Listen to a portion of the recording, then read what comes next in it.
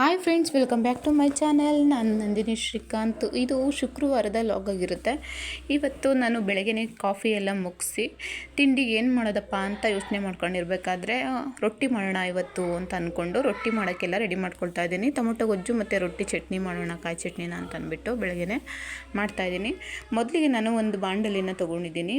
ಅದಕ್ಕೆ ಈರುಳ್ಳಿ ಮೆಣಸಿನ್ಕಾಯಿನ ಹಾಕ್ಕೊಳ್ತಾ ಇದ್ದೀನಿ. ನೀವು ಇದ್ದರೆ ಕರಿಬೇವು ಮತ್ತು ಸಾಸಿವೆ ಕರಿಬೇವು ಹಾಕ್ಕೊಂಡ್ರೆ ಚೆನ್ನಾಗಿರುತ್ತೆ. ಮತ್ತು ನಾನು ಅದು ಇರಲಿಲ್ಲ, ಹಾಗಾಗಿ ನಾನು ಮೆಣಸಿನ್ಕಾಯಿ ಮತ್ತು ಈರುಳ್ಳಿನ ಹಾಕ್ಕೊಳ್ತಾ ಇದ್ದೀನಿ.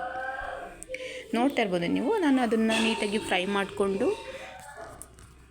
ಅದು ಹಸಿ ವಾಸನೆ ಎಲ್ಲ ಹೋಗೋವರೆಗೂ ಫ್ರೈ ಮಾಡಿಕೊಂಡು ನೆಕ್ಸ್ಟು ಟೊಮೊಟೊನ ಹಾಕ್ಕೊಳ್ತಾ ಇದ್ದೀನಿ. ತುಂಬ ಚೆನ್ನಾಗಿರುತ್ತೆ, ರೊಟ್ಟಿಗಂತೂ ಒಳ್ಳೆ ಕಾಂಬಿನೇಷನ್ ಅಂತ ಹೇಳ್ಬೋದು. ಇದು ತುಂಬ ಟೇಸ್ಟ್ ಕೂಡ ಹಾಗೆ ಇರುತ್ತೆ. ಈಗ ಟೊಮೊಟೊ ಎಲ್ಲ ಸ್ವಲ್ಪ ಸಾಫ್ಟ್ ಆಗಲಿ ಅಂದ್ಬಿಟ್ಟು ಸಾಲ್ಟನ್ನು ಹಾಕ್ಕೊಳ್ತಾ ಇದ್ದೀನಿ. ರುಚಿಗೆ ತಕ್ಕಷ್ಟು ಉಪ್ಪನ್ನು ಆ್ಯಡ್ ಮಾಡಿಕೊಂಡು ಇವಾಗ ನಾವು ನೀಟಾಗಿ ಬೇಯಿಸ್ಕೋಬೇಕಾಗುತ್ತೆ. ಅದನ್ನು ಟೊಮೊಟೊ ಎಲ್ಲ ಚೆನ್ನಾಗಿ ಬೇಯಿಸ್ಕೋಬೇಕಾಗುತ್ತೆ. ಇದು ಸಾಫ್ಟ್ ಆಗೋವರೆಗೂ ನೀಟಾಗಿ ಟೊಮೊಟೊನ ಬೇಯಿಸ್ಕೊಂಡು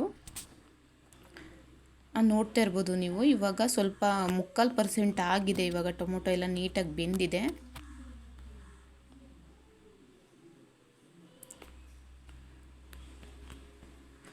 ಆ ರೊಟ್ಟಿ ಮಾಡೋದನ್ನೇ ನಾನು ಒಂದು ಸಪ್ರೇಟಾಗಿ ರೊಟ್ಟಿ ಮಾಡೋದನ್ನೇ ನಾನು ತೋರಿಸ್ಬೇಕು ಅಂತ ಅಂದ್ಕೊಂಡಿದ್ದೀನಿ.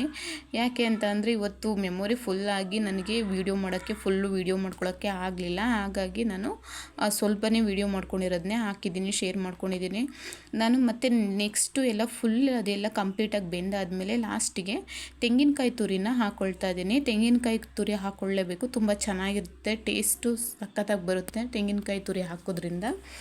ಈಗ ಎಲ್ಲ ನೀಟಾಗಿ ಮಿಕ್ಸ್ ಮಾಡಿಕೊಂಡು ಸ್ವಲ್ಪ ಹೊತ್ತು ಸ್ಲೋ ಊರಿಲಿ ಇದನ್ನು ಸ್ವಲ್ಪ ಆಗಿ ಬಿಡಬೇಕಾಗುತ್ತೆ. ಒಬ್ಬೊಬ್ಬರು ಕುಕ್ಕರ್ಗೆ ಹಾಕಿ ವಿಷಲ್ ಹೊಡ್ಸಿರ್ತಾರೆ ಬೇಗ ಆಗಲಿ ಅನ್ನೋದಕ್ಕೋಸ್ಕರ. ನಾನು ಬಾಣಲಿಲೇ ಮಾಡ್ಕೊಳ್ತಾ ಇದ್ದೀನಿ.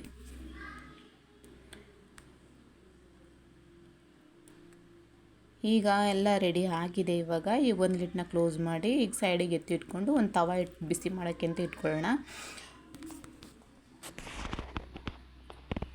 ನೆಕ್ಸ್ಟು ಇವಾಗ ನಾನು ಒಂದು ಪಾತ್ರೆ ತೊಗೊಂಡಿದ್ದೀನಿ. ಅದಕ್ಕೆ ಅಕ್ಕಿ ಹಿಟ್ಟು ಮತ್ತು ಬಿಸಿನೀರು ಮತ್ತು ಉಪ್ಪು ಹಾಕಿ ಮಿಕ್ಸ್ ಮಾಡ್ಕೊಳ್ತಾ ಇದ್ದೀನಿ.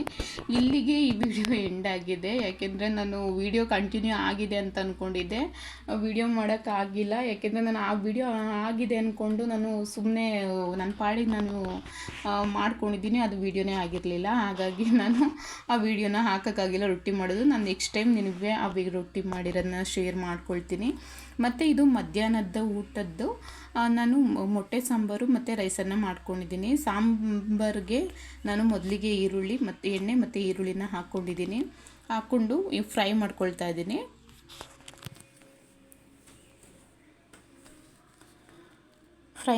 ನೀಟಾಗಿ ಫ್ರೈ ಮಾಡ್ಕೊಂಡಾದಮೇಲೆ ಆ ಈರುಳ್ಳಿದೆಲ್ಲ ಹಸಿ ವಾಸನೆ ಹೋಗಾದ್ಮೇಲೆ ಇದು ಕಾಯಿ ಮತ್ತು ತೆಂಗಿನಕಾಯಿ ತುರಿ ಇರುತ್ತಲ್ಲ, ಅದು ಚಕ್ಕೆ ಮಸಾಲ ಮತ್ತು 1-2 ಏಲಕ್ಕಿ, 1 ಲವಂಗ ಮತ್ತು ಸ್ವಲ್ಪ ಕೊತ್ತಂಬರಿ, ಟೊಮೊಟೊ ಹಾಕಿ ರುಬ್ಕೊಂಡಿರೋದು ಇದು ಅಷ್ಟೇ, ಇನ್ನೇನು ಇಲ್ಲ. ಮೊಟ್ಟೆ ಸಾಂಬಾರಿಗೆ ಸ್ವಲ್ಪ ಹಸಿ ವಾಸನೆ ಎಲ್ಲ ಹೋಗಾದ್ಮೇಲೆ ಈಗ ನಾನು ಮನೆಯಲ್ಲೇ ಇರುತ್ತಲ್ಲ ಅದು ಸಾಂಬಾರು ಪುಡಿನ ಮಿಕ್ಸ್ ಮಾಡ್ಕೊಳ್ತೀನಿ ಅಷ್ಟೇ.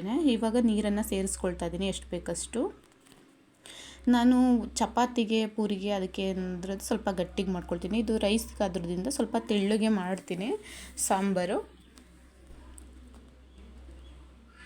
ನೋಡ್ತಾ ಇರ್ಬೋದು ನೀವು, ನಾನು ತುಂಬ ತೆಳ್ಳಗೆ ಮಾಡಿದ್ದೀನಿ ಸಾಂಬಾರನ್ನು, ರೈಸಿಗೆ ಬೇಕಾಗುತ್ತೆ ಅಂತ ಅಂದ್ಬಿಟ್ಟು.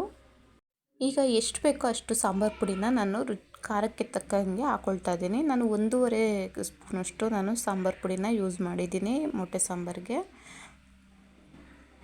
ಇದನ್ನ ನೀಟಾಗಿ ಮಿಕ್ಸ್ ಮಾಡ್ಕೊಳ್ತಾ ಇದ್ದೀನಿ. ಮಿಕ್ಸ್ ಮಾಡಿಕೊಂಡು ರುಚಿಗೆ ತಕ್ಕಷ್ಟು ಉಪ್ಪನ್ನು ಆ್ಯಡ್ ಮಾಡ್ಕೊಳ್ತಾ ಇದ್ದೀನಿ.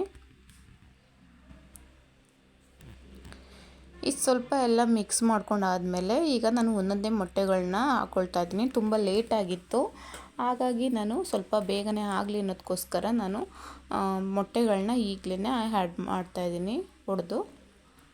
ಈಗ ಒಂದು ಲಿಡ್ನ ಕ್ಲೋಸ್ ಮಾಡಿ ಸ್ವಲ್ಪ ಮೀಡಿಯಮ್ ಊರಿಲೇ ನಾವು ಇದನ್ನು ಬೇಯಿಸ್ಕೋಬೇಕಾಗುತ್ತೆ. ಈಗ ಸಾಂಬಾರೆಲ್ಲ ರೆಡಿಯಾಗಿದೆ, ನೋಡ್ತಾ ಇರ್ಬೋದು ನೀವು.